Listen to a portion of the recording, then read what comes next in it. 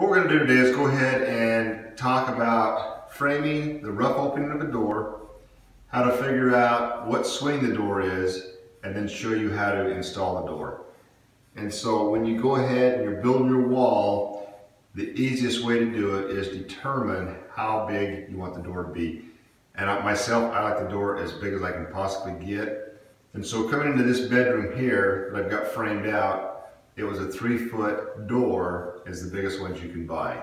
And so what I do is when I do a rough opening, it's 36 inches. I'll add 2 inches to my opening, which would be a 38. So my rough opening will be 38 inches wide. And I try to make from the floor to the bottom of the header 6 foot 11 inches. But in this particular circumstance, I had to have 3 2x10s as my header because it's a bearing wall, and that put me less than 6 foot 11 inches. So what we've got to do is go ahead, and if you measure, you'll see this opening is 38 inches, which it needs to be, but the height is only 6 foot 10 inches or 82 inches. And that's how tall a pre-hung door is 6 foot 10. And so to be able to make it fit in there and be able to move it around, you want to cut a little bit off. So what I do is I just come to the door and you'll make a mark, and I've already pre-marked this, to 6 foot 9.5 inches, which gives me 1/2 inch of play. Okay, and we'll go ahead and show you how to cut that off.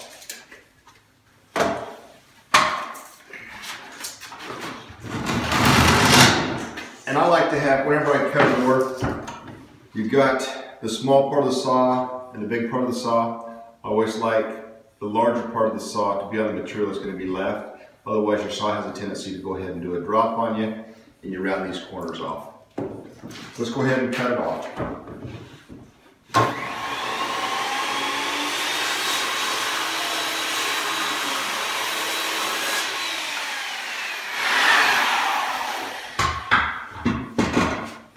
Okay, so now that we've got this, this jamb is 6 foot 9 3/4.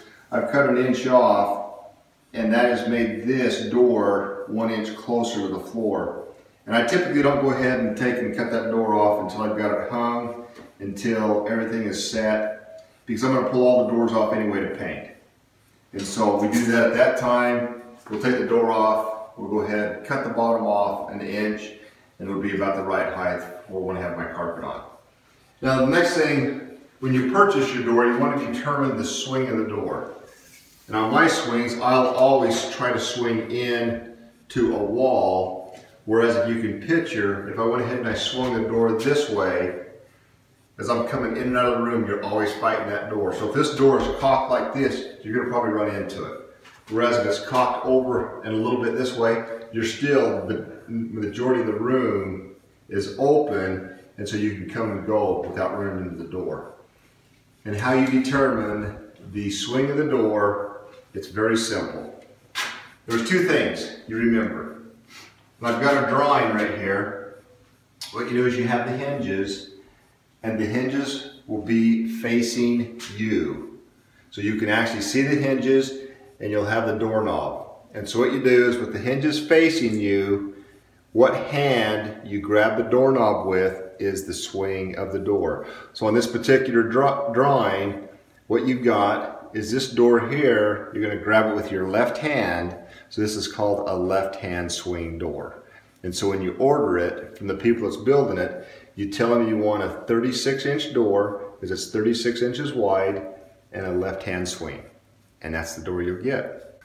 One thing to also keep in mind, on this particular build out, I'm making this an apartment, and the inspector made me put 5/8 sheetrock on this side. I've got 1/2 inch on this side, and I've got a 2x6 framing. And so you want to make sure that when you order your door, you give the people that's going to build the door the width. And this is opening is 6.5 inches. So what you do is you tell them that you want a standard height door, a 3/0 with a 6.5 inch door jamb. And that way, when everything is said and done, you've got a 6.5 inch door jamb.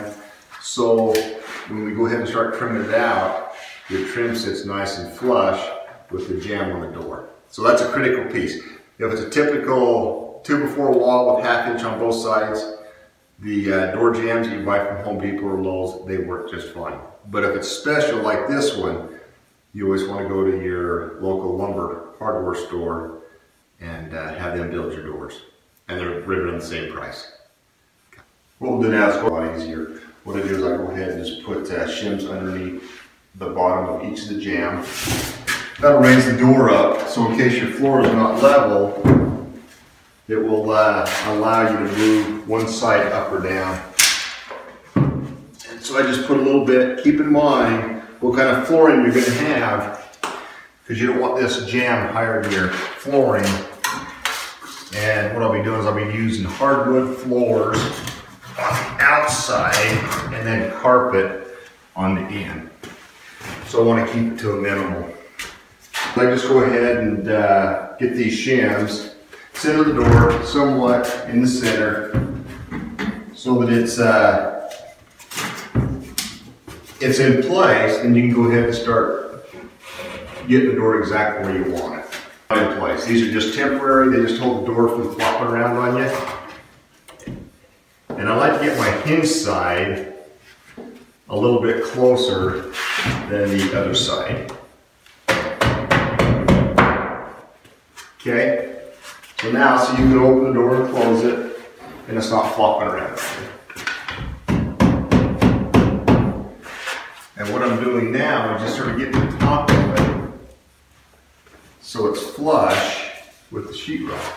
I just take a shim and just get it so it's touching there. Okay. And so now this is flush with this sheetrock, so when you hang your trim, it'll lay on there nice and pretty. So now, what we do is we go ahead and we look good all the way around. And I use a 6-foot level. I find it's a lot. If you don't have one, that's fine. You just can't dial it in as close with a 4-foot as you can a 6-foot level. And I will always start on the inside to determine if it is plumb. And so basically it's not, the bottom is going to go that way just a little bit. Okay, a little bit too much.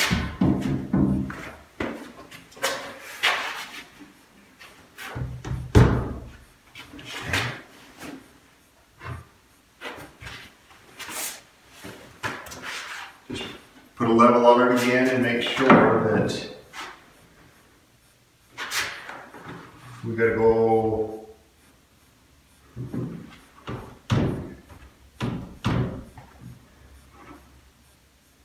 okay, that looks good there. So now we've got this door in place. You want to go ahead and level it up. And that tells me that this first one, if it's about where you want it, you can just put a shim in there. I put a screw in it. That way I can adjust it. Because this hinge side is the critical side. If this door is going to swing or not. And if you notice, right now that door, as I leave it, is starting to close by itself. That tells me that this jamb is not level. And the bottom needs to kick out, and that'll stop it. We'll show you how to do that. Go ahead. Okay, what we've done is we've went ahead and we've had to alter the shims a little bit because this 2x6 has got a little bit of a twist on it. And so we've had to manipulate the shims so that it'll go ahead and come in. And so they're parallel with the back side of the jamb. So we'll go ahead and put a screw in the jamb to hold it in place. And I don't usually screw through my shim at this time, because if I need to adjust it later on, I can do that. Just loosen the screw a little bit. That's why I use screws, is I can still adjust it. Whereas if I shoot a nail into it, I'm pretty well committed. So we'll just put a screw in by the hinge.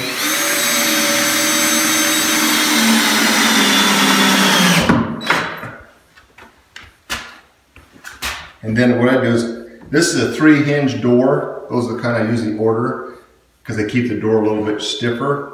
You'll find sometimes they're 2-hinge doors.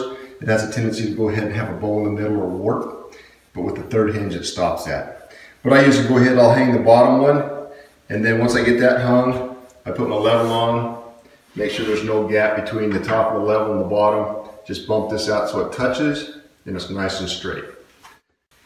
I went ahead and put some shims down at the bottom hinge, let you see where we're at level-wise.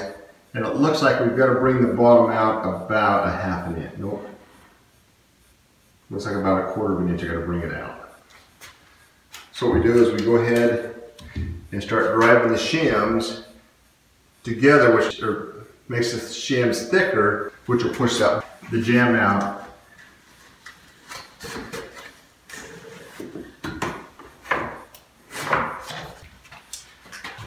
All right, let's put a level back up here and see how we're looking.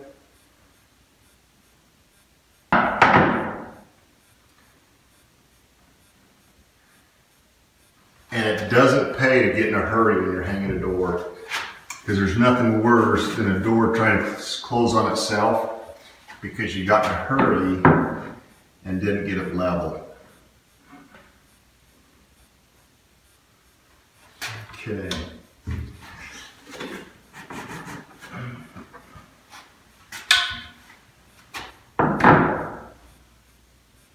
Okay, that's where I want it. Now this is what happens when you get a door that's plumb and level. So no matter where I put the door, it stops.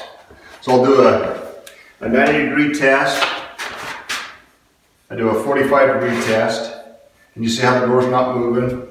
And I'll do a completely closed test. And right now we've got a little bit of a twist on that jamb. And so it won't, I can feel it start to grab on it right there. But if I go ahead and where it stops, that door will stay where I put it. So then the 45-degree and the 90, and so that tells me this jamb is plumb. All right, so as I said earlier, what we do is we set the bottom and the top, and we can see that it's level this way, and then you check here, we got a little bit of a fill. I've got to put a shim just above this hinge, and this will be touching the level all the way down. So that tells you that jamb is straight. And so we'll go ahead and put that shim in, and then we'll go ahead and start working on the top, making sure it's got the right gap, and then we'll start on this other side. Okay, we went ahead and added this shim right here.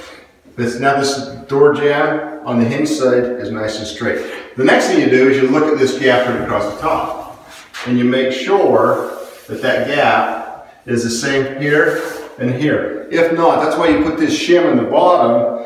You can lower it down if you need to, and obviously if you need to raise it up, it's pretty easy. And so you see that that's taken care of.